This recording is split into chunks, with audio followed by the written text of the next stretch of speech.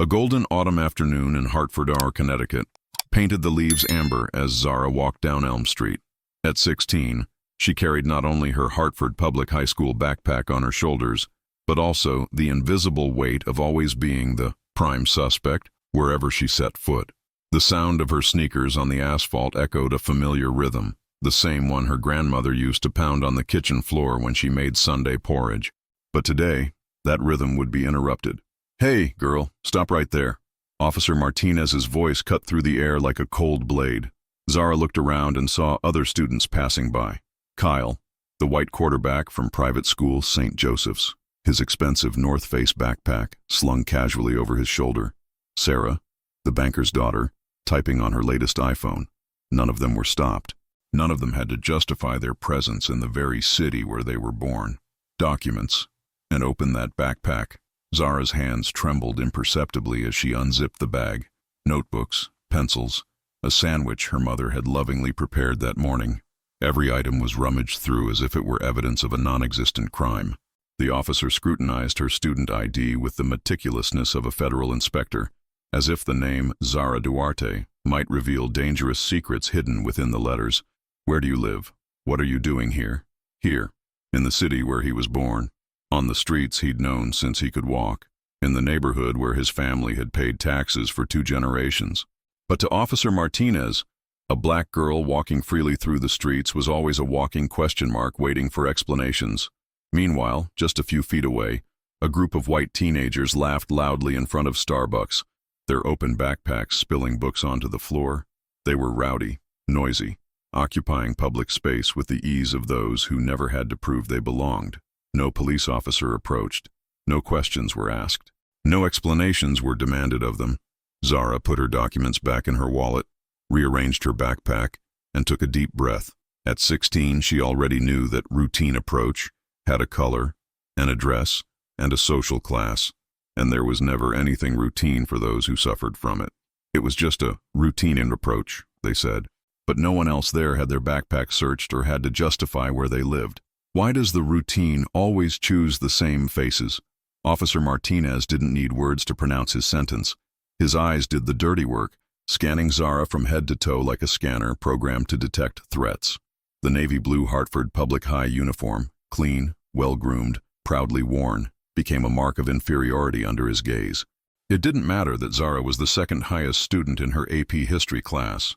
It didn't matter that she volunteered as a tutor at the community library on Saturdays. To him, she was just another one.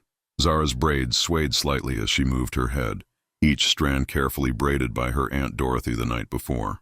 A loving ritual that connected generations, from her great-grandmother who braided hair in the cotton fields of Mississippi to her, who carried that heritage with dignity through the streets of Connecticut. But Martinez only saw a suspicious attitude in those carefully arranged threads. The deep tone of his skin, which shone golden under the autumn sun, a legacy of ancestors who survived the Atlantic crossing, was read as anticipated guilt by the system's trained eyes. It was a simple equation, calculated in milliseconds by the police officer's conditioned mind. There was no room for individuality in this calculation. There was no room for humanity. Sarah Richardson, 3 blocks behind, carried the same amount of items as Zara in her Louis Vuitton bag. But Sarah was white, the daughter of a banker, and a student at the private Kingswood Academy. Every passerby became a silent juror. Some looked away, embarrassed by the scene but unable to intervene. Others slowed their pace, curious about what the black girl's crime might be. Few wondered if there had been any crime. Henderson, the retired woman who lived on the corner, watched from her window with a mixture of indignation and helplessness. She'd known Zara since she was little. She'd seen her pass by every morning, greeting neighbors, helping elderly people cross the street. But his word was worthless against the golden badge that authorized systematic suspicion. Zara felt the weight of centuries in that moment, the same gaze that judged her ancestors on slave ships, in the mansions, on the streets of the post-abolition era, now examined her under the guise of public safety. Different uniforms, same logic, different eras, same judgment, different words, same violence. She kept her spine straight, her chin lifted, her eyes steady, not out of arrogance, but out of a dignity that no police approach could steal. Each controlled breath was an act of resistance against systematic dehumanization. It was his silent way of saying, I exist, I matter, I belong. The public school uniform, the dark skin, the braided hair. To him, all of this was enough to be considered a suspicious attitude. How many judgments can fit into a single look? Whose daughter are you, girl? The question hung in the air like thick smoke. Zara felt the words form in her throat, but something held them there. Not the fear of the lie, but the historical trauma of the truth discredited. Her fingers involuntarily tightened on the strap of her backpack. For 2 seconds that seemed like eternity. She hesitated, not because she doubted who she was, but because she knew how the world would doubt her. In Zara's mind, the stories her grandmother Celia told her on Sunday nights echoed. Black women who were called liars when they reported abuse. Black men who were lynched for not believing their accusations against white people. Black children who were punished for sharing their dreams. Truth had a color in this country, and the color of accepted truth rarely matched hers. Livia Duarte is my mother, would have been the simple answer. But Zara knew the complex layers of that revelation. Hartford's first black mayor, the first black woman elected to that office in the city's history, an achievement that still bothered many who preferred their political leaders to have more family-friendly tones. Saying that she was the daughter of Livia Duarte meant assuming a legacy of struggle, resistance, and conquest that frightened those who preferred black people in positions of subordination. How many times had she seen other black people questioned when they revealed their professions, their achievements, their social standing?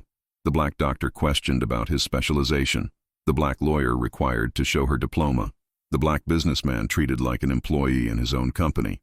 Society had a perverse habit of demanding extra proof when excellence came wrapped in dark skin. Zara knew her answer wouldn't be hers alone. It would reflect all the black daughters who once had to prove their fathers mattered. It would be the voice of all the girls who grew up knowing their word was worth less in the marketplace of social credibility. She carried on her shoulders not only her own expectations, but the burden of worthily representing an entire race in the eyes of those who had already decided she was no good. The silence stretched like a whip ready to crack. Martinez drummed his fingers on his holster, impatient with the unnecessary delay for such a simple question. For him, hesitation was synonymous with guilt. For her, hesitation was the result of centuries of systematic discredit. Zara took a deep breath and felt the ancestral strength coursing through her veins, the same courage that led her great-grandmother to flee the plantations, the same determination that made her grandmother work 3 jobs to raise her children, the same strength that elected her mother mayor against all odds. She wouldn't lie, she wouldn't hide, she wouldn't diminish her truth to fit the size of other people's disbelief. The lips parted, and the words finally found their way to the light. There was no more room for hesitation when dignity was at stake. It was time to show that black truths also deserved to be heard, believed, and respected. She hesitated before answering, not out of fear of lying, but out of a habit of seeing the truth discredited when it came from a black person. My mother is the mayor. The words fell from Zara's lips with a crystal clarity that cut through the autumn air like a sharp blade. Each syllable carried a truth she knew would be dismissed as fiction. Mayor, Livia Duarte, the woman who governed that city, and Martinez had just arrested her daughter as if she were a criminal. For a split second, the officer's face remained neutral, processing the information like a computer trying to decipher an incompatible code. His eyes blinked twice, too quickly to seem natural.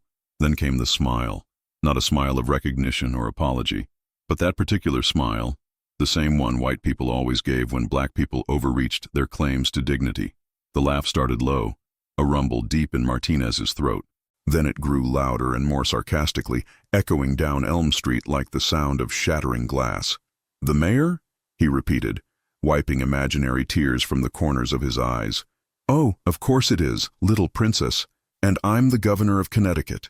The laughter grew louder, crueler, more performative, loud enough to make passers-by turn their heads, loud enough to make windows fly open, loud enough to humiliate not just Zara, but any black person within a 2-block radius. Martinez clapped slowly, as if watching a poorly acted comedy. His body language screamed disdain, shoulders swaying, head shaking from side to side, tongue clicking against the roof of his mouth. "Let me guess," he continued, raising his voice to the involuntary audience that was gathering. Your father is the president and your brother is an astronaut, right? Every word was a public slap to Zara's dignity. Pedestrians stopped, some embarrassed, others curious. Patterson, the retired teacher, frowned as she recognized the girl. She knew exactly who Zara Duarte was, but her voice caught in her throat. A young white man with headphones turned down the volume of his music, disturbed by the scene. Two black teenagers waiting for the bus across the street exchanged looks filled with solidarity and outrage. The street has become an involuntary theater of systematic racial humiliation. To Martinez, the idea of a black public school girl being the daughter of the city's highest authority was as absurd as aliens landing in Hartford. In his worldview, people like Zara were born to be ruled, not to have ruling parents. The laughter continued, fueled by the certainty that he was dealing with yet another lying black woman trying to make herself important. The gold badge on Martinez's chest gleamed in the sun, a symbol of an authority he believed was superior to anything a black teenager could represent. He was the law, he was order, he was the system, and the system doesn't believe in black Cinderellas. But as Martinez laughed at his own cruel joke, a familiar shadow approached down the sidewalk. Its footsteps were firm, determined, unmistakable to anyone who knew the sound of leadership walking. The universe was about to get even, but would he still be laughing if he knew who was coming? Martinez's laughter still echoed off the brick walls of Elm Street when the sound of heels on concrete began to cut through the air. These weren't the hurried footsteps of someone running somewhere. They were measured, deliberate steps, carrying an authority that didn't need shouting to be heard. The rhythm was hypnotic, almost musical, like ancient drums announcing the arrival of a queen. The first to notice was Kyle, the quarterback who had passed through the police inspection minutes earlier unscathed. His eyes widened as he recognized the elegant silhouette approaching on the sidewalk. He knew that haughty posture from local newspapers, election campaigns, and official city events. Henderson let out a sigh of relief from his window. Finally, he thought, someone who could set things right. The two black teenagers at the bus stop looked at each other with a new sparkle in their eyes. It was like seeing a superhero step out of a comic book and into real life. Livia Duarte walked with the grace of someone who had learned to occupy spaces that had tried to deny her since birth. Her impeccable navy blue blazer, her natural hair styled into an elegant afro that defied Eurocentric standards of professional beauty, and her erect posture spoke of generations of black women who refused to bow down. Each step was a silent declaration. I belong here. I command here. I exist here. Martinez was still savoring his own joke when he felt the shift in the atmosphere. The laughter died in his throat like a flame fanned by the wind. His eyes followed the direction of the surrounding gazes and found the approaching figure. It took his brain a few seconds to process what he saw. The face he knew from campaign billboards, the posture he'd seen in televised debates, the presence that commanded respect in every room he entered. Livia Duarte, the mayor. Suddenly, the pieces of the puzzle fell into place in Martinez's mind. The girl he had humiliated wasn't just another black teenager making up stories. She was the daughter of the most powerful woman in town, the daughter of your indirect boss, the daughter of the person who could determine the future of your career, the daughter of the black woman who had broken historical barriers to get where she was. The mocking smile froze on Martinez's face like water turning to ice. His cheeks, once rosy with cruel amusement, paled to a grayish hue. The hands that seconds before had been gesturing mockingly now trembled imperceptibly. The hierarchy had completely reversed.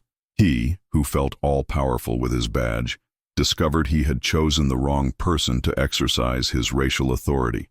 He had underestimated not only Zara, but the entire family structure she represented. Livia approached, her eyes fixed on the scene, her daughter being interrogated by a police officer as if she were a criminal. Her lips pressed together in a thin line of controlled restraint. It wasn't explosive anger emanating from her. It was something much more powerful. The cold, calculated rage of a black mother who had risen to power precisely to protect her community from this kind of abuse. Passers-by began to form a respectful semicircle, as if sensing they were about to witness a historic moment.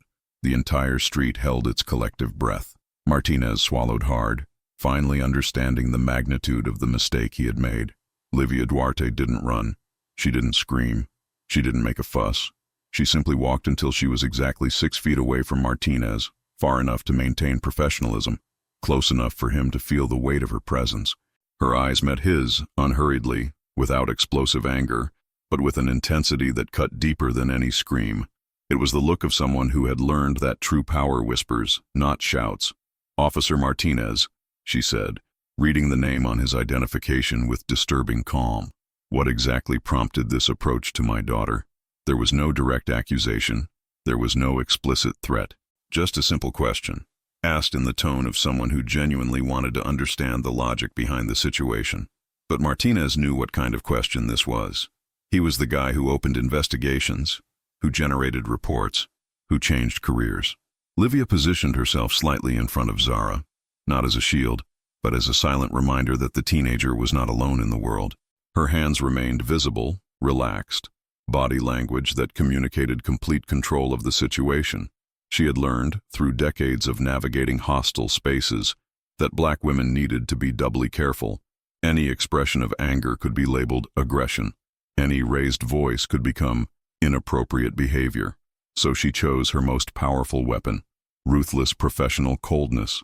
"While you formulate your answer," Livia continued, taking her cell phone out of her pocket with deliberate movements, "I will contact Commander Johnson so he can follow your explanation as well."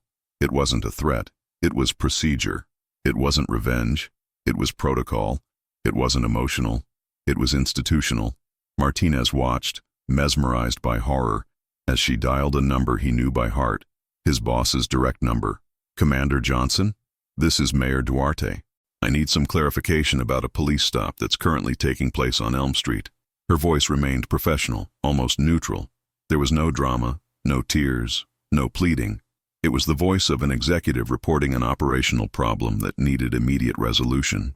On the other end of the line, Martinez could hear Commander Johnson's deep voice asking quick, direct questions, the military tone he knew well from morning meetings and weekly reports. "Yes, Commander. Officer Martinez, badge number 4739. My daughter was walking home from school when she was stopped and had her backpack searched." Livia continued, maintaining eye contact with Martinez as she spoke. Every word was chosen with surgical precision. No exaggeration, no dramatization, just facts that stacked up like evidence in a courtroom. Martinez felt sweat forming on the back of his neck. He had known Commander Johnson for 12 years. He knew he was a man of protocol, of detailed reports, of consequences proportionate to mistakes. Livia hung up the phone and put it back in her pocket. Her eyes returned to Martinez, who now seemed to have shrunk 3 sizes.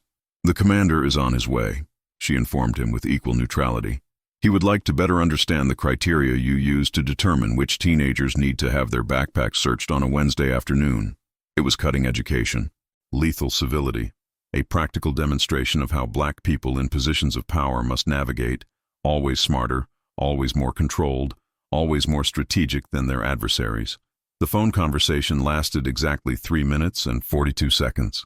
Martinez knew because he had glanced at his watch 3 times during the call, in a desperate attempt to control something that had completely slipped out of his control.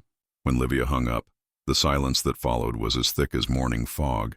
Even the birds seemed to have paused their songs to witness the unfolding urban scene. Martinez ran a hand over the collar of his shirt. His cheeks, once flushed with cruel amusement, now held a pale hue that contrasted sharply with the bronze of the badge on his chest. The sweat forming on his forehead wasn't from the autumnal Connecticut heat. It was the cold sweat of someone who had just realized they'd crossed a line they shouldn't have crossed. Passers-by, who had become involuntary spectators, began to move differently. Previously, they had watched with morbid curiosity as a black teenager was put in her place. Now, they were silent witnesses to a police officer being confronted by the city's highest authority. Henderson stepped down from the window onto the sidewalk, approaching with purposeful strides.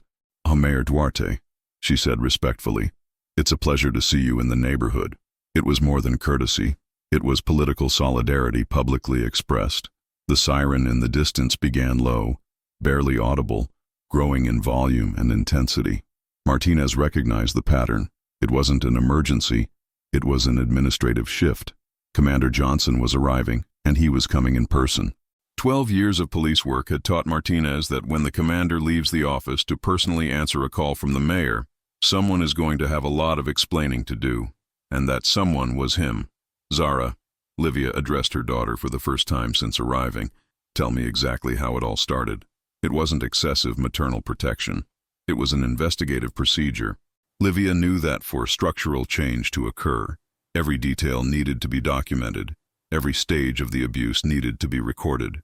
Martinez watched helplessly as Zara recounted with surgical precision every moment of the approach. The unjustified backpack search. The questions about where she lived. The differential treatment given to the white students who escaped unharmed. Officer Martinez, Livia addressed him again. My daughter told me you thought it was funny when she revealed who I am. It wasn't a question. It was a statement. And Martinez knew denying it would be futile. There were enough witnesses to corroborate every mocking laugh he'd let out. He tried to form words, some explanation that could minimize the damage. But what explanation is there for laughing at a teenager's truth simply because she's black? The commander's patrol car rounded the corner onto Elm Street at a controlled speed. The sound of the approaching engine was like a countdown for Martinez. Within minutes, he would be face to face with Commander Johnson, having to explain why he had chosen to publicly humiliate the mayor's daughter, having to justify his approach, which he himself knew to be racially motivated. Martinez swallowed hard and looked at Zara. The girl who minutes before was just another suspect now revealed herself to be the daughter of the city's highest authority. I'd like to apologize, he murmured, his voice cracking with belated embarrassment. But some words, once spoken in mockery, leave scars that apologies cannot completely erase. Can apologies repair public humiliations, or do they simply expose the cowardice of those who committed them? Livia observed her daughter for a moment that seemed suspended in time. Zara stood, spine straight, chin held high, exactly as she had learned to carry herself over 16 years of education in dignified resistance. It wasn't just mother and daughter there. It was the past and future of black leadership meeting on a sidewalk in Hartford, Connecticut. It was a history lesson being written in real time. Zara, Livia said, placing her hand on her daughter's shoulder, I want you to understand exactly what happened here today.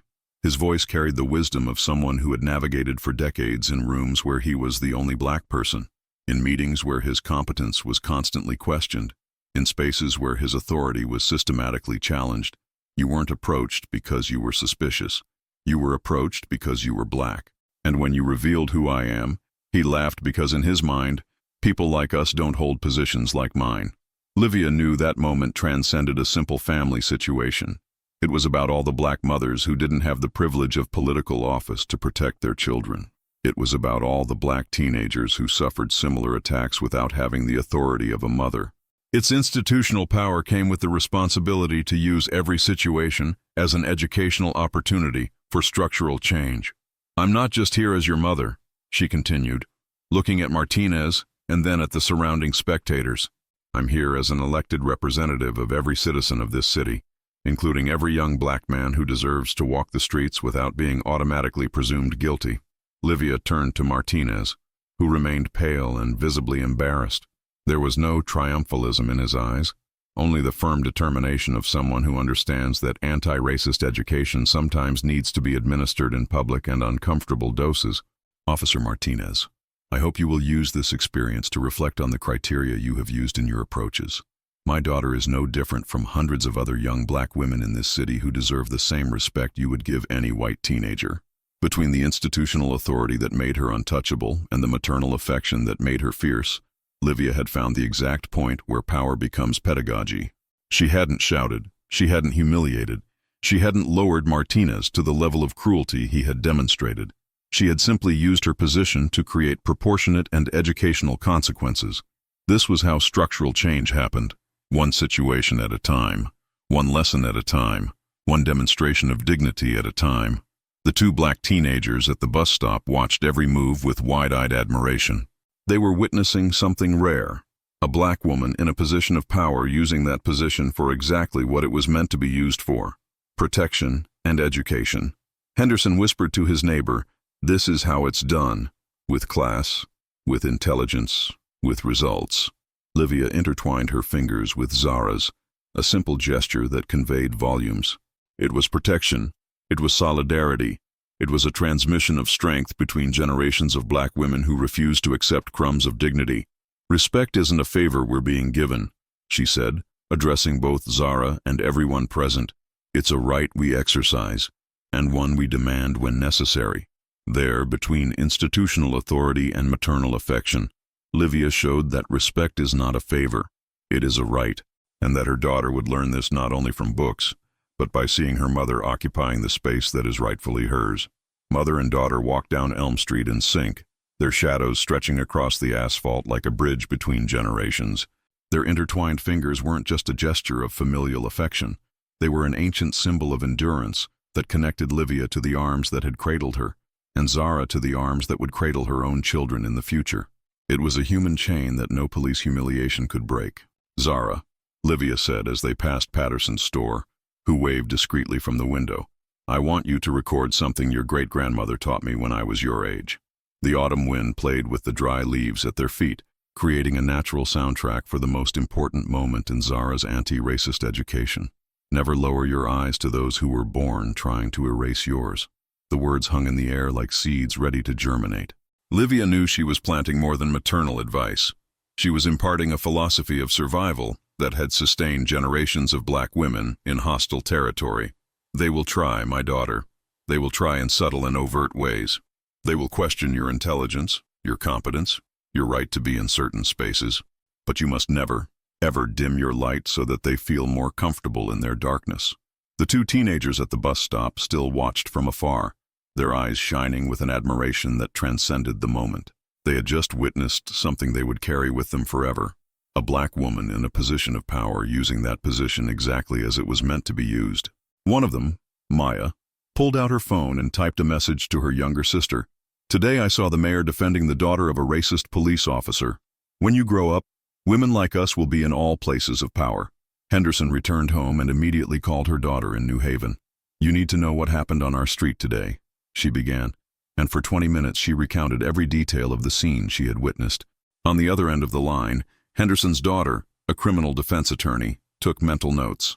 It was another story to add to her file of cases demonstrating the need for anti-racist training for police.